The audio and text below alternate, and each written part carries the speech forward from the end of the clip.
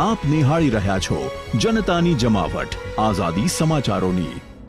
જામનગર ખાતે ભાજપના પૂનમબેન માડમ 2,24,000 ઉપર મતોની લીડથી આગળ રહેતા તેમની જીત નક્કી માનવામાં આવતી હતી, તેમાં બેમત નથી। પૂનમબેન માડમ હરિયા કોલેજ ખાતે પહોંચ્યા હતા, જ્યાં કાર્યકરો દ્વારા જય શ્રી રામ અને ભારત માતા કી જયના નારા સાથે તેમને વધાવવામાં આવ્યા હતા અને અભિનંદન પાઠવવામાં આવ્યા હતા। તો બીજી તરફ પૂનમબેન દ્વારા જીતનો શ્રેય કાર્યકર્તાને પ્રજાને આપતા તેમનો આભાર વ્યક્ત કર્યો હતો। આમ હાલારની દીકરીને લોકોએ સતત ત્રીજી વાર જીત અપાવી તેમના પ્રજા પ્રત્યેના કાર્યનું અને પ્રેમનું ઉદાહરણ પૂરું પાડ્યું છે।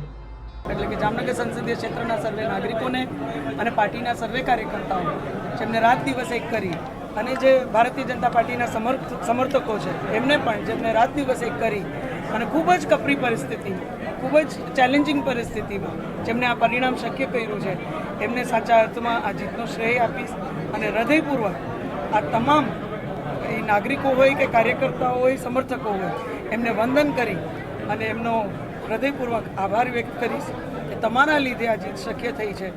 કારણ કે ખૂબ જ સંઘર્ષમય પરિસ્થિતિમાં તમે આ પરિણામ શક્ય કર્યું છે। સમગ્ર સંસદીય ક્ષેત્રની ફરીથી એક વખત મોદી સાહેબના નેતૃત્વમાં જે નોંધ તમે અત્યારે દિલ્હી સુધી કરાવી છે એ બદલ આપ સૌને વંદન કરી આપનો આભાર વ્યક્ત કરું છું। મેં પહેલાં કીધું એમ નાગરિકો, કાર્યકર્તાઓ, સમર્થકોની મહેનતનું પરિણામ છે, એમના વિશ્વાસનું પરિણામ છે અને ક્યાંક હું જે હંમેશાથી એક વિશ્વાસ મને હતો એ વિશ્વાસનું પણ ક્યાંક પરિણામ છે। કારણ કે હાલના જે નાગરિકો છે એ ખૂબ જ જાગૃત, આખો એકબીજા સાથે જોડાયેલો આપણો આખો પરિવાર છે અને મને ખાતરી હતી કે આ જ પ્રકારનું પરિણામ આપણા સર્વે જાગૃત નાગરિકો ક્યાંક શક્ય કરશે, સર્વે કાર્યકર્તાઓ શક્ય કરાવશે, સમર્થકો શક્ય કરાવશે અને મને એવું પણ લાગે છે કે આ જે પરિણામ છે એ આપણી સમરસતાનું પરિણામ છે, આપણી એકતાનું પરિણામ છે। આપણે સૌ શાંતિ, સુરક્ષા અને એકતાને પ્રાધાન્ય આપીએ છીએ, વિકાસને પ્રાધાન્ય આપીએ છીએ, પ્રગતિને પ્રાધાન્ય આપીએ છીએ, એનું પરિણામ છે। ક્યાંક આપણે સકારાત્મક રીતે એકબીજા સાથે મજબૂતીથી જોડાયેલા છીએ એનું પરિણામ છે।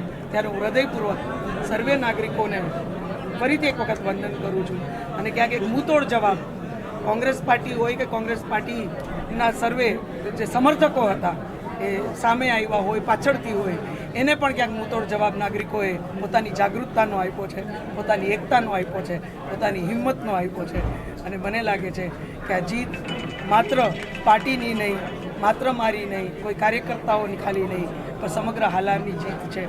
અને હું ખાતરી આપું છું કે પાછલા 10 વર્ષ જેમ તમારા પરિવારના સદસ્ય બની અને મેં એક કોશિશ કરી છે કે આપણી હાલારની આ વિકાસ યાત્રા મજબૂતીથી મોદી સાહેબના નેતૃત્વમાં આગળ વધવી જોઈએ, એવી જ રીતે મજબૂતીથી વિકસિત ભારતનો અંગ આવતા દિવસોમાં આપણું સમગ્ર સંસદીય ક્ષેત્ર બને, એમાં આવતા 5 વર્ષ રાત દિવસ તમારી સાથે રહી ફરીથી એક વખત તમારા પરિવારના સદસ્યની જેમ તમારી સાથે રહી અને હું નિષ્ઠાપૂર્વકના પ્રયત્ન કરીશ। મેં કીધું એમ પાછલા 10 વર્ષે મેં એક પ્રયત્ન કર્યા છે અને એ જ વિશ્વાસને લીધે કદાચ આજે આ પરિણામ શક્ય થયું છે।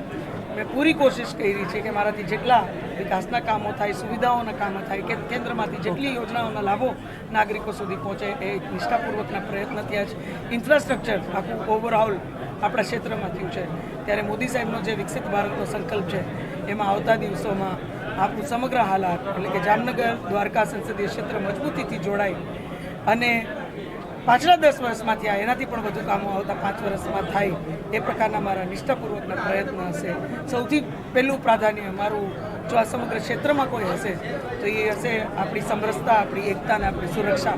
કારણ કે હું માનું છું પ્રગતિના કોઈ મજબૂત પાયાઓ હોય તો આ 3 વસ્તુઓ છે અને એનું જ પરિણામ ક્યાંક નાગરિકોએ જ્યારે આપ્યું હોય ત્યારે એને પણ હું હંમેશા પ્રાધાન્ય આપીશ। ફરીથી આપ સૌને વંદન સાથે આપ સૌને હૃદયપૂર્વક ખૂબ ખૂબ આભાર વ્યક્ત કરું।